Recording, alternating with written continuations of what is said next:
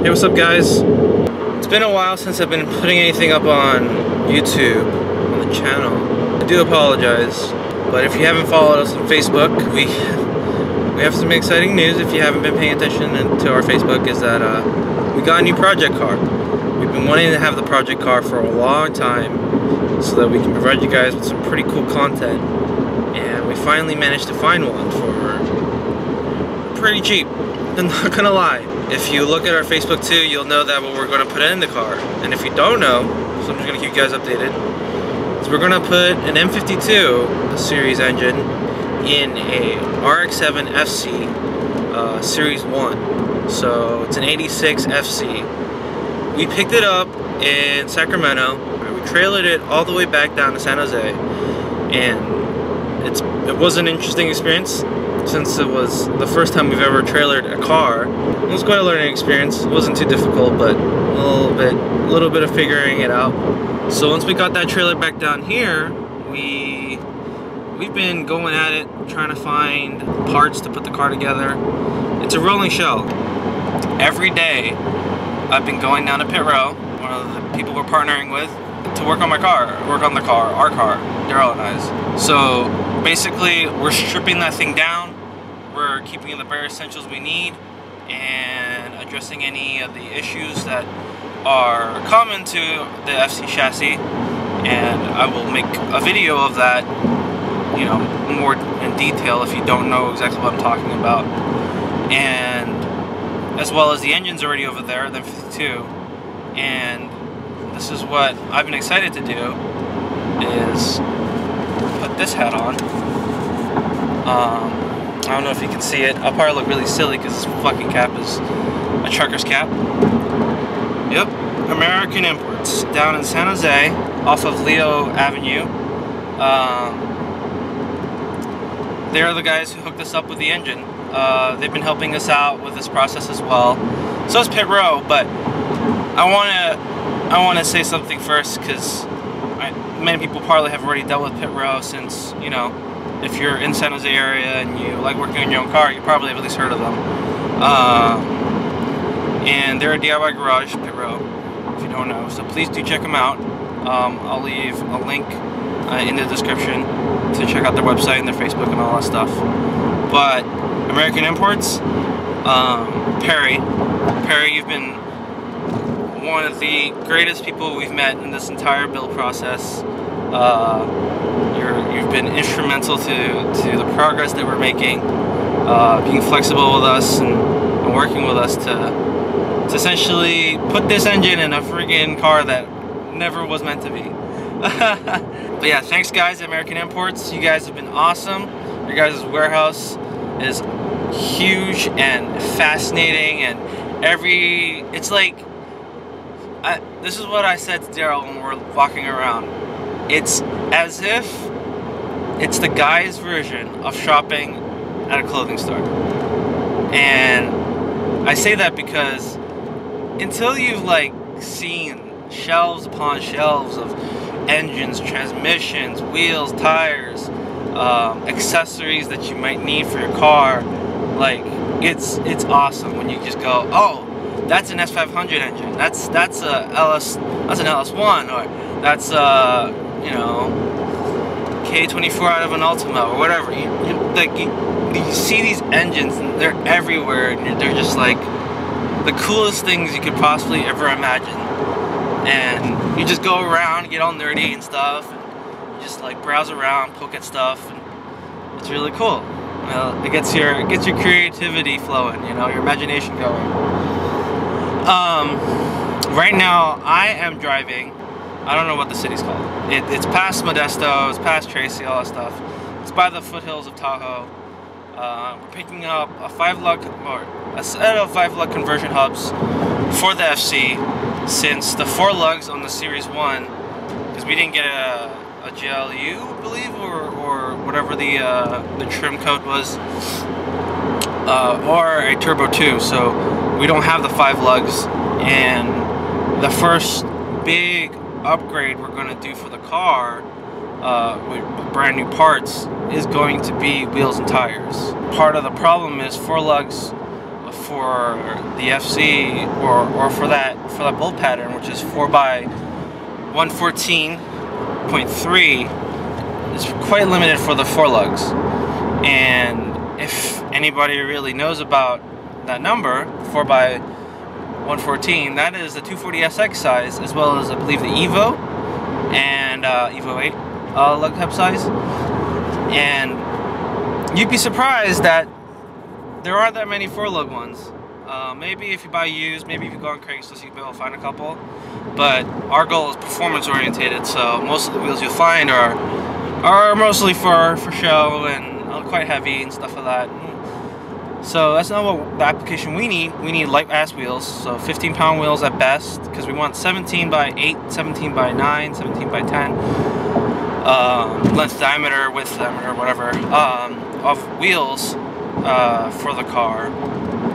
And so it's been quite tricky trying to find that kind of wheel size with 4 lugs. So we're going to get 5 lug hubs today. The guy said that the entire spindle's for sale too, so it's going to be pretty easy if we can just get the entire spindle, because we're going to need the brakes, the calipers, and he said that the shocks are still attached to the rear and they're coilovers. So if we can, you know, figure that out, that'd be nice, because then it'll cut down on the cost further of the car, the build. And I want to say that the biggest thing that this whole entire project's about, the mantra that we're sticking by, is or how to build a race car on a budget. Because let me tell you, the only thing that's going to cost you a lot is labor. And if you can do everything by yourself or with a friend, and you have the resources and tools to do it, like, you can do it. The tools are going to be extremely expensive if you don't have a friend, and it's inadvisable for you to go down this journey if you're any bit ambivalent about how much time it's going to take and how much effort it's going to take.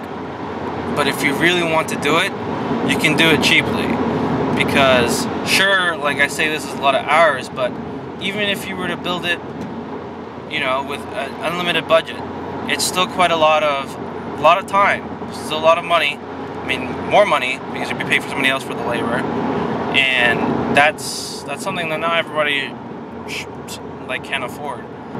Once I put the video up, once everything's all said and done, when we get back in the garage, hopefully today or tomorrow, I'll give a long breakdown of how much we've spent on parts so far, how much we intend to spend more, what our budget is, and how we're making it work. Just the short-term goals. We were supposed to have a video out this past weekend. Unfortunately, it's just been work on the car, and if not, you know, personal life working. And so I just haven't had that much time to put out a quality product, quality content. And if you guys remember a couple episodes before, I did put something out really like a hack job at a rushed video, because I felt like I needed to put something out, and I don't want to do that again. The quality really suffered. It wasn't nearly up to par to what the rest of the videos have been, and so I'm going to try and stay away from rushing a video from now on. But it is on top of my head, in the forefront of my, you know, awareness of what I need to do. But for now, my main focus is working on the car, so that's part of the reason why I haven't been able to do too much. I'm just really overwhelmed with getting the car ready. Thank you, American Imports. Thank you, Pit Road Garage. Pit Road's located off Lafayette and in Santa Clara, and they have everything you could possibly imagine when it comes to working on your car. You just gotta pay for hours on working on a lift if you need a lift, and shop supplies are also part of the charge. And it's a pretty good deal, especially for people who live in the cities where they don't have access to a garage or room to store tools and work on the garage in your own time. So it's a very good compromise. I worked on my Focus ST there for the most part since before I even met Leo and Susie, so before I even tracked the car. And you know, they're great people, they know a lot, and I recommend you to at least check it out before you write them off, because they're amazing garage, amazing company. We're trying to get a car show together that's going to be at the beginning of December, and so look out for more details on that in the near future. As I said, there's a lot on my plate. There's a couple more projects that I'm not going to announce yet until I get everything lined up, but we are neck deep in this project, and this is only part of it.